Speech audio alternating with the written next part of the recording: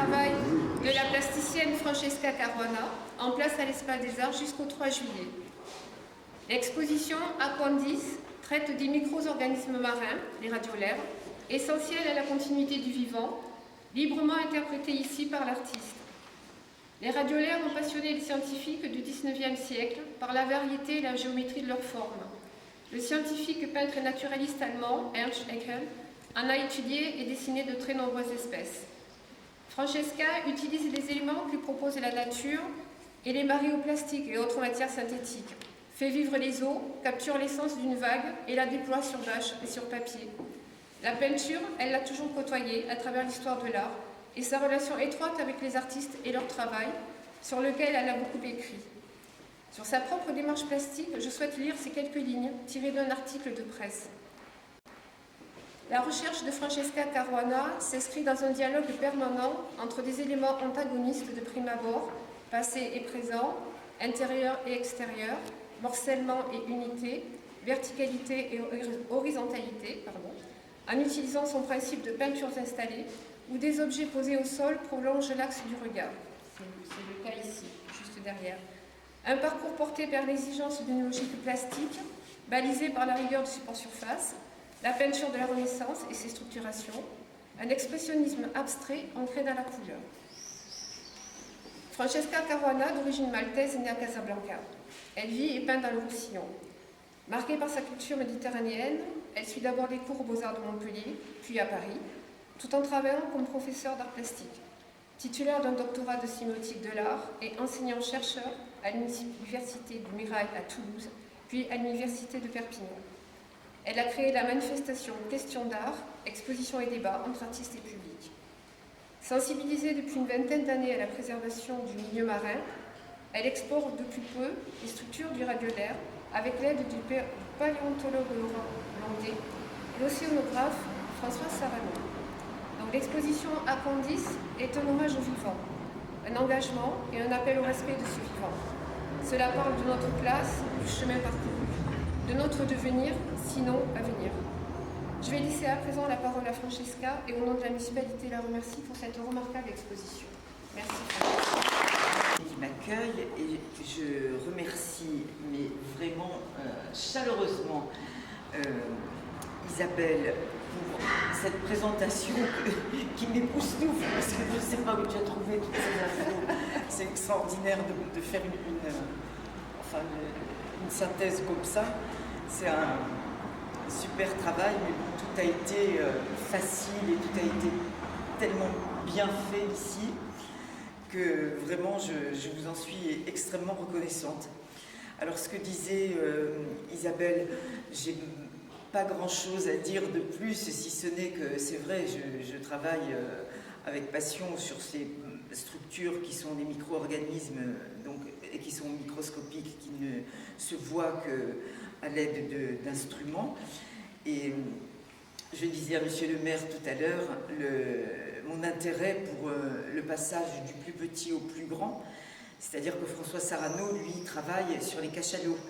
Et cachalots, c'est gigantesque. Et bon, si la question de l'eau m'intéresse depuis plus de 20 ans, c'est vrai, et même depuis 30 ans, puisque j'ai commencé le premier spectacle que j'ai fait sur l'eau à partir d'une goutte d'eau qui fuyait dans mon atelier, c'était en 93. Donc ça fait un bail. Mais peut-être je ne travaillerai pas sur ça toute ma vie. Donc maintenant, j'essaie de trouver des voies qui sont peut-être plus, personnelles ou éthiques ou écologiques, non, parce que franchement, je n'aime pas ce terme.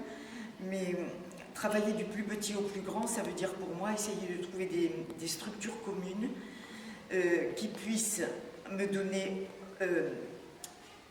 des pistes de travail plastiques, colorées, fondées sur le dessin aussi, c'est-à-dire des dénominateurs communs que je pourrais trouver entre un micro-organisme et le cachalot. Alors, je racontais que, c'est vrai, François Sarano, lui, il est enthousiaste en disant que bien sûr qu'il y a un rapport entre le radiolaire et le cachalot, alors que le paléontographe, donc Laurent Londex, qui est un chercheur de l'université de Bordeaux, qui est un type extraordinaire aussi, il m'a dit « mais jamais de la vie, il n'y a aucun lien entre les deux ». Alors, moi j'essaie de trouver des liens. Et déjà, même si je trouve des liens plastiques, pour moi ça suffit. Enfin, plastique, quand je dis plastique, ça veut dire voilà, de création, voilà, merci. Et déjà, c'est énorme si j'arrive à faire ça, parce que c'est du lien qui pourra se démontrer par la suite, j'en suis sûre. Mais voilà. Et puis, il y a un autre aspect qui est celui qui donne le titre aussi à l'expo, à Condis. En fait, j'utilise très souvent, enfin, presque tout le temps, un rapport avec le langage. Et à Condis, ça n'existe pas. Je vous le dis tout de suite, c'est pas la peine de chercher, ça n'existe pas. C'est un mot qui m'est venu, une espèce de, enfin, gérondif comme ça, à partir de à quoi, comme si le verbe existait. Il n'existe pas de verbe pour l'eau, il n'y a que le substantif. Et donc, ce qu'il y a de rigolo pour moi, c'est de travailler comme j'avais démarré en 93, c'est-à-dire sur des sonorités. Quand on dit O, on peut dire O-E-A-U, on dit O avec une interjection, enfin les admirations du O accent circonflexe, on peut dire O-os, ça peut se décliner 1000 fois. Donc ce rapport au langage est toujours présent et ça me permet de faire aussi des choses amusantes, quoi, pas sérieuses, pas... voilà, c'est des phénomènes de ricochet, mais c'est pas innocent non plus, parce que le phénomène de ricochet avec les sons, les mots, les homonymes et tout ça, c'est aussi quelque chose qui est présent dans le travail plastique.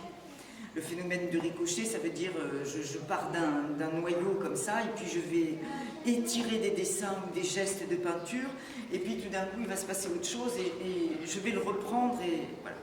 Et c'est aussi le même phénomène quand je trouve des objets trouvés, quoi. Enfin, quand je trouve des objets trouvés, c'est idiot.